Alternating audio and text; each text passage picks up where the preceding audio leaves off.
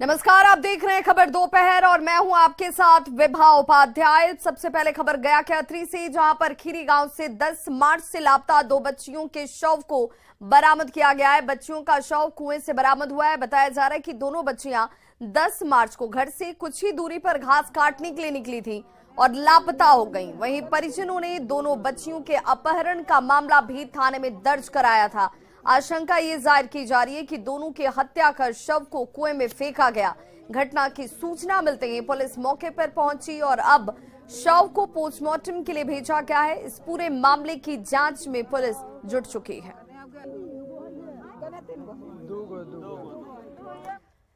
Patna NMCH के विभागाध्यक्ष doctor Sanjay Kumar के गायब होने का मामला अब तूल पकड़ता जा रहा है। आईएमए से जुड़े डॉक्टरों ने संजय कुमार के गायब होने को लेकर पटना पुलिस की थ्योरी को खारिज कर दिया है।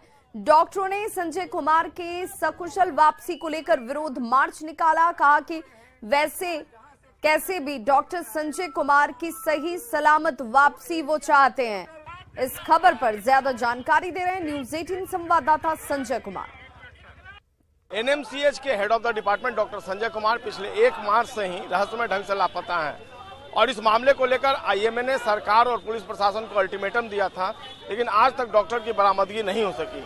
अब इसके खिलाफ पटना के सभी डॉक्टर सड़कों पर उतर गए हैं। आईएमए के तत्वाधान में ये सभी डॉक्टर आज सड़कों पर उतरे हुए हैं और जो परिजन हैं डॉक्टर संजय कुमार की जो वाइफ है, उनकी बेटी है, वो भी सड़कों पर उतरी हुई हैं और जो अब तक पुलिस का इन्वेस्टिगेशन रहा है उस पर भी लगातार सवाल उठाए जा रहे हैं। और देखिए, डॉक्टर संजय कुमार की अविलंब सुरक्षित वापसी के लिए राज्य स्तरीय प्रदर्शन, इस बैनर और पोस्टर के साथ आईएमए के डॉक्टर जो है वो सड़कों पर उतरे हुए हैं। क्या बेसिकली इनकी डिमांड्स और क्या चाहते हैं, हम जो डॉक्टर्स हैं उन्हीं से बात कर लेते हैं। क्या है डिमांड्स, क्या है आपकी?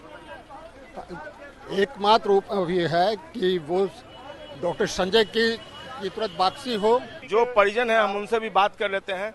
ये कहिए, अब तक जो इन्वेस्टिगेशन हुआ है उससे संतुष्ट नहीं है आप? अभी अब पुलिस कोशिश कर रही है, हमें वो बताते रहती है कि उनके क्या अपडेट्स हैं, पर अभी हमें कोई सुराग नहीं मिल रहा है कि वो कहाँ गए, क्या हुआ। वो कोशिश में लगी हुई है पुलिस हमारे साथ। क्या डिमांड है आपकी, क्या डिमांड है डॉक्टर? हम बस एक चीज चाहते हैं, हमारे पिताजी वापस आ जाएं, सही सलामत वापस आ जाएं। और मैं क्या मांगूंगी सर? सकुशल वापसी। मेरा नाम सुयशी है, मैं उनकी बेटी हूँ। तो फिलहाल अब देखना होगा। इस पूरे मामले की जो मॉनिटरिंग है वो डीजीपी खुद कर रहे हैं। मुख्यमंत्री ने भी दिलचस्पी दिखाई है। अब आगे पुलिस इस पूरे मामले का अनुसंधान कैसे करती है और कैसे डॉक्टर संजय की सकुशल बरामदगी हो पाती है। संजय कुमार, न्यूज 18 पटना। बड़ी खबर लातेहार से आ रही है, जहां दिन दहाड़े 2 लोगों को गोली मार दी गई है। बेखौफ बदमाशों ने इन दोनों लोगों को गोली मारी है। गोली लगने से दोनों शख्स घायल बताए जा रहे हैं। बैरिया के रहने वाले जमील अंसार और बरदौनी निवासी तिवारी नायक को गोली लगी है। वहीं घायलों को अस्पताल में भर्ती कराया गया है। महुआ डांड थाना के लुरगुमी की घटना यह है और पुलिस की तरफ से इस वक्त ये मामले की जांच पड़ताल शुरू कर दी गई है। और संवाददाता विकास शाह हमारे साथ इस वक्त ज्यादा जानकारी के साथ फोन लाइन पर जुड़ चुके हैं। विकास, इस पूरी घटना के पीछे क्या वजह सामने आ रही है? पुलिस की तफ्तीश क्या कहती है? तो एक बार फिर से अपने दर्शकों को खबर बता दें लातेहार से ये बड़ी खबर, जहां पर दिन दहाड़े 2 लोगों को बेखौफ बदमाशों ने गोली मार दी है। फिलहाल इन दोनों को ही अस्पताल में इलाज के लिए भर्ती कराया गया है। 2 लोगों को गोली लगने के बाद अब पुलिस जो है वो तफ्तीश में जुट गई है। लालू परिवार पर ईडी और सीबीआई का शिकंजा कसने पर नेता प्रतिपक्ष विजय सिन्हा ने कहा कि जिन लोगों ने भ्रष्टाचार किया है उनके ऊपर कार्रवाई की जा रही है। विजय सिन्हा ने आगे कहा कि संवैधानिक स्तर पर कार्रवाई हो रही है, इस पर आखिर हो हल्ला क्यों? निश्चित तौर पर जो भ्रष्ट हैं उन पर कार्रवाई होती है, घबराने की जरूरत नहीं है। संवैधानिक संस्था अपना काम करती है, भ्रष्टाचारियों से राष्ट्र को मुक्त कराना। पटना में बीजेपी कार्यालय में सदस्यता ग्रहण समारोह का आयोजन किया गया और इसके तहत कई लोगों को बीजेपी की सदस्यता दिलाई गई। साथ ही साथ सुषमा स्वराज पुरस्कार वितरण के तहत कई महिलाओं को सम्मानित किया गया। बीजेपी महिला मोर्चा के अध्यक्ष लाजवंती झा ने कहा कि बीजेपी में महिलाओं की संख्या लगातार बढ़ रही है और यही वजह है कि बीजेपी में आकर वो खुद को सुरक्षित महसूस करती हैं। कि विविध क्षेत्रों में चाहे वो कला हो, संस्कृति हो, उद्यमिता हो, खेलकूद हो, इन तमाम क्षेत्रों में जिन महिलाओं ने अपनी पहचान बनाई है और उपलब्धियां हासिल की हैं, उन्हें सुषमा स्वराज पुरस्कार से सम्मानित किया जाएगा ताकि और लोगों को प्रेरणा मिले। बढ़ती हुई कद में महिलाएं अपनी महत्वपूर्ण भूमिका दे रही है और माननीय प्रधानमंत्री जी का जो योजना है, उनका जो विचार है, उससे प्रभावित होकर आज इतनी बहनें भाजपा में जुड़ने जा रही हैं। आज के समय में जितना हमारे माननीय प्रधानमंत्री जी महिलाओं के प्रति संवेदनशील हैं, आज से पहले की कोई सरकार इतनी संवेदनशील नहीं थी और महिलाएं भाजपा के प्रति उनका रुझान बढ़ रहा है। वो अपने आप को इसमें बीजेपी के साथ जो है वो अपने आप को सिक्योर महसूस कर रही है। भागलपुर के मारवाड़ी व्यायामशाला में सुबह बच्चियां लाठी चलाने का प्रशिक्षण ले रही हैं। बच्चियों का कहना है कि वे सेल्फ डिफेंस के लिए लाठी चलाने का ये प्रशिक्षण हासिल कर रही हैं, जिसमें उन्हें काफी लाभ हो रहा है। मौके से ज्यादा जानकारी दे रहे हैं आशीष रंजन। अभी हम हैं भागलपुर के मारवाड़ी व्यायामशाला में। आप देख सकते हैं कि यहाँ पर जो है छोटी छोटी बच्चियाँ जो है वो लाठी लेकर जो है लाठी भांजना सीख रही हैं। पहले के समय में जो है लाठी घर में अक्सर लोगों के घरों में हुआ करता था, लेकिन धीरे धीरे जो है ये विलुप्त होता चला जा रहा था और अब जो है एक बार फिर से जो है बच्चियों को यहाँ पर लाठी का प्रशिक्षण दिया जा रहा है। हम कुछ बच्चियों से जानना चाहते हैं कि ये प्रशिक्षण वो क्यों ले रही हैं और क्या सोच है इसके प्रति। क्या सोच है बाबू लाठी के? सेल्फ डिफेंस के लिए नॉर्मली हम लोग यूज कर रहे हैं और मतलब स्किल इंप्रूव करने के लिए अपना। लोग कराटे भी सीखते हैं और चीज भी सीखते हैं, लेकिन लाठी पहले जितना लाठी का प्रचलन था अब है क्या? अब नहीं है उतना नॉर्मली घरों में, पर लेकिन ये स्किल्स को डेवलप कर सकते हैं। पुराने स्किल्स जैसे पुराने के टाइम में सब किया जाता था, अब वापस हम लोग इस चीज़ को कर रहे हैं। तो अब ये सब बंद हो गया, तो अब नॉर्मली हम लोग और कर रहे हैं इसको। और भी कुछ बच्चियां हैं, हम उनसे बात करते हैं। बाबू क्या सीख रही हो और इससे कितना सेल्फ डिफेंस और क्या क्या मैंने समझ में आ रहा है इससे? मतलब ऐसे तो हम लोग को बहुत अच्छे से प्रैक्टिस कराया जा रहा है, जिससे कि हम लोग का स्किल्स इम्प्रूव होगा लाठी चलाने में। और अभी हम लोग ऑलमोस्ट बहुत कुछ सीख चुके हैं। लाठी के यूज़ से सेल्फ डिफेंस करना, अटैक करना सब कुछ सीख चुके हैं और ये बहुत हेल्पफुल है हम लोग के लिए आगे जाके भी। और ये वन ऑफ द स्किल्स है जो हम लोग को बाद में हेल्प करेगा फ्यूचर। सर ये कहाँ से सोच आई आपको कि लाठी? ये क्या है कि सभी बच्चों का यानी सेल्फ डिफेंस के लिए आत्म सुरक्षा की बातें हैं। तो लड़कियां लोग का क्या है, हर कहीं किसी न किसी क्लास में वो लोग जाती हैं, चाहे पढ़ने के लिए हो या डांस क्लास में हो या और भी कहीं हो। लेकिन जहाँ जो स्थितियाँ जो देख रही हैं समाज में, क्या लड़कियाँ लोग जाते हैं कुछ न कुछ इन लोग का आत्म सुरक्षा की अगर बातें अगर आती है तो इन लोगों के पास में ऐसा कुछ भी नहीं है और अपने आप को असहाय समझती है।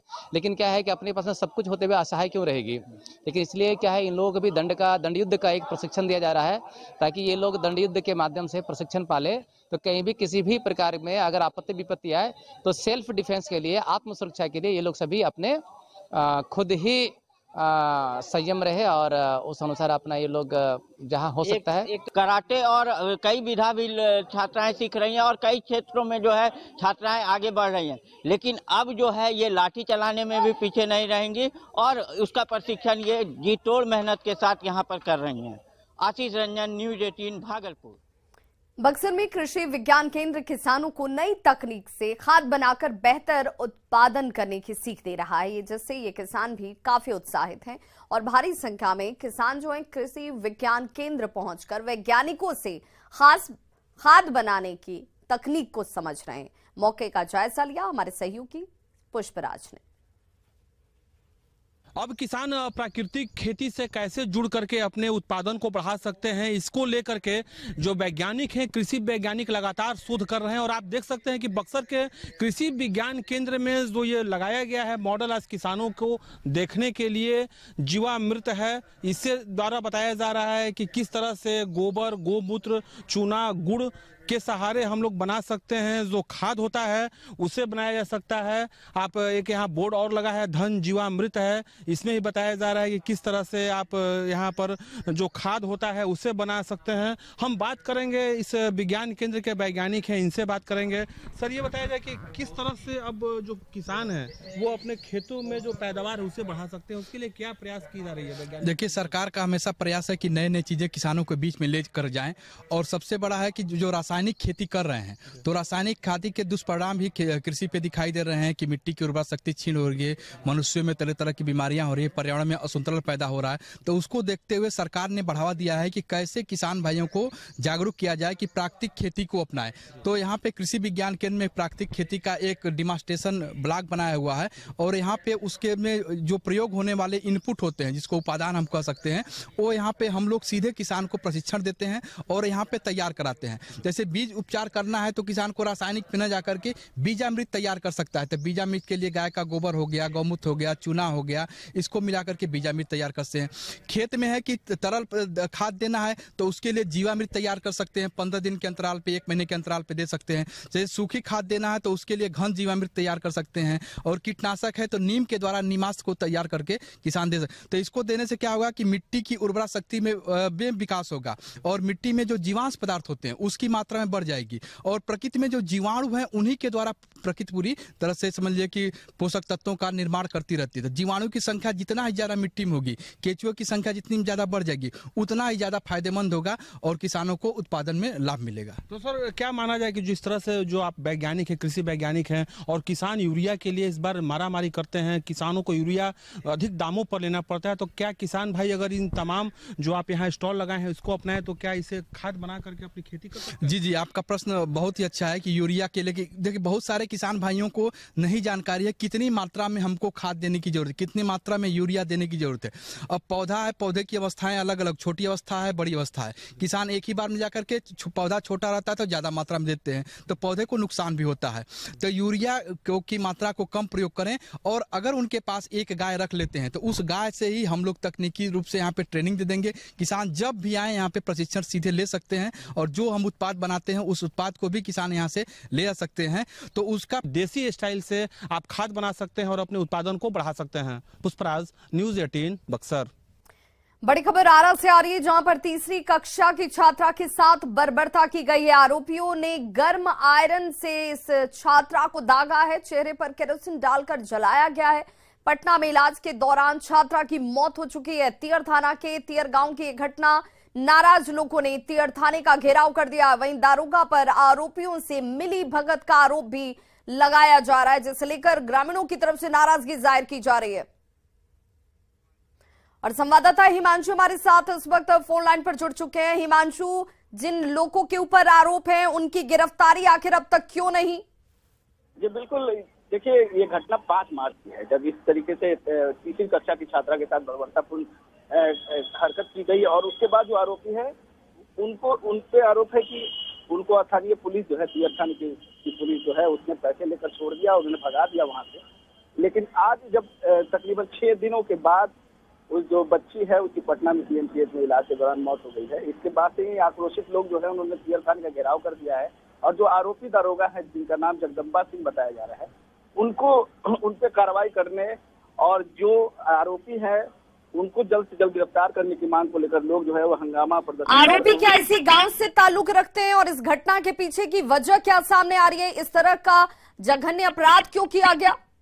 जी बिल्कुल, आरोपी जो है वो पड़ोस के ही है, एक दंपति है और उनकी एक नाबालिग बेटी भी बताई जा रही है कि ये तीनों घटना में शामिल थे। 5 मार्च को लड़की पिकनिक बनाने के लिए बाहर निकली थी और उसके बाद वो घर नहीं लौटी। घर के लोग जब खोजबीन करते हुए आरोपियों के घर पहुंचे तो वहाँ ताला लगा था और भीतर कमरे में जो बच्ची है वो झुलती हुई पड़ी हुई थी और बहुत बुरी हालत में थी, जिसके बाद उसे तत्काल इलाज के लिए ले जाया गया।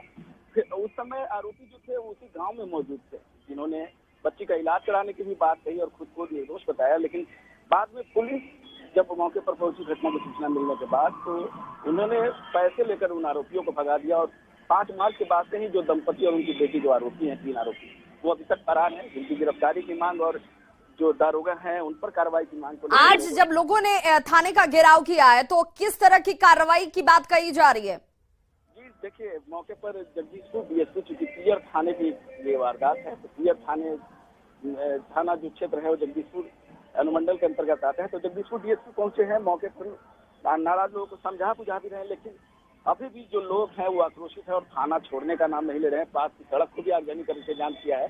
अभी जो मौके पर जो है वो काफी अफरा तफरी मची है और जो बताया जा रहा है कि जो आरोपी दारोगा है वो थाने के अंदर ही छुपे बैठे हैं, लेकिन अभी तक जो है लोग जो है वो आक्रोशित हैं, नाराज चल रहे हैं और हंगामा लगातार करते आ रहे हैं। चलिए, बहुत बहुत शुक्रिया हिमांशु प्रवीण इस तमाम जानकारी के लिए। देश में अशांति फैलाने वालों को गृह मंत्री अमित शाह ने सख्त चेतावनी दी है।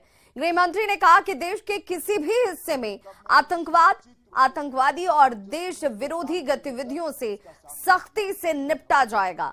गृह मंत्री अमित शाह ने हैदराबाद में सीआईएसएफ के कार्यक्रम के दौरान ये बातें कही। यहां गृह मंत्री ने परेड की सलामी भी ली। हमारी सरकार की, मोदी सरकार की जीरो टॉलरेंस टुवर्ड्स टेररिज्म ये नीति चालू रहेगी। देश के किसी भी क्षेत्र के अंदर अलगाववाद, आतंकवाद और राष्ट्र विरोधी गतिविधियों को कठोरता के साथ निपटा जाएगा और इसमें सीएपीएफ की भूमिका, राज्य पुलिस की भूमिका बहुत अहम है और अब तक 9 साल में हमने कर दिखाया है। अगली खबर बेतिया से, जहां हरिवाटिका विवाह सेवा समिति ने 11 जोड़ी युवक और युवतियों की शादी करवाई है। बाजार समिति परिसर स्थित काली मंदिर में आयोजित इस सामूहिक विवाह में बड़ी संख्या में लोगों ने भाग लिया और वर वधू को आशीर्वाद दिया गया। साल 11 लड़कियों की शादी यहाँ पे सब सामाजिक सहयोग से यहाँ के हरिवाटिका वासी और बेतिया नगर वासियों के माध्यम से होता है और ये आयोजन का 3रा वर्ष ये हो रहा है। इस आयोजन में हम लोग वर वधू के परिजन के लिए, वर वधू के लिए माथे की बिंदी से लेके पैर की बिछिया तक हम लोग सारा सामान पार्टिसिपेट करते हैं। उपहार स्वरूप ये सामान हम लोग देते हैं। भागलपुर में बीजेपी लोकसभा चुनाव और विधानसभा चुनाव की तैयारी को लेकर सक्रिय हो चुकी है और इसी के तहत जिले में क्षेत्रीय बैठक का आयोजन किया गया, जिसमें भागलपुर सहित 13 जिलों के पदाधिकारियों के साथ कई मंत्री मौजूद रहे। वहीं प्रतिपक्ष के नेता विजय सिन्हा ने कहा कि संगठन का बैठक है ये जो लगातार चलता रहेगा, जिसमें लोकसभा और विधानसभा चुनाव को लेकर बीजेपी की रणनीति पर चर्चा की जा रही है। हमारे क्षेत्रीय प्रभारी हैं, बिहार प्रदेश के प्रभारी हैं विनोद तावड़े जी, और अपने जो इस क्षेत्र के जिला के हैं सारे प्रमुख लोग रहेंगे। किस तरह की रणनीति? संगठनात्मक बैठक है, संगठन का ये चलते रहता है। लोकसभा चुनाव को लेकर भी और विधानसभा संगठनात्मक लोकसभा विधानसभा का रेगुलर चलते रहता है। झारखंड के प्रवासी मजदूरों की मौत का सिलसिला थमता नजर नहीं आ रहा है। गिरिडीह में डुमरी प्रखंड के पौरैया के एक युवक की मलेशिया में मौत हो गई है। वहीं मौत के बाद परिजनों ने उनके अंतिम दर्शन के लिए सरकार से गुहार लगाई। मृतक की पहचान निमियाघाट थाना क्षेत्र के पौरैया निवासी सुखदेव राय के 21 वर्षीय पुत्र अशोक कुमार राय के तौर पर की गई है। मौत की सूचना मिलते ही परिजनों का रो रो कर बुरा हाल है। बताया जा रहा है कि अशोक कुमार राय मलेशिया में एक रेस्टोरेंट में काम करता था।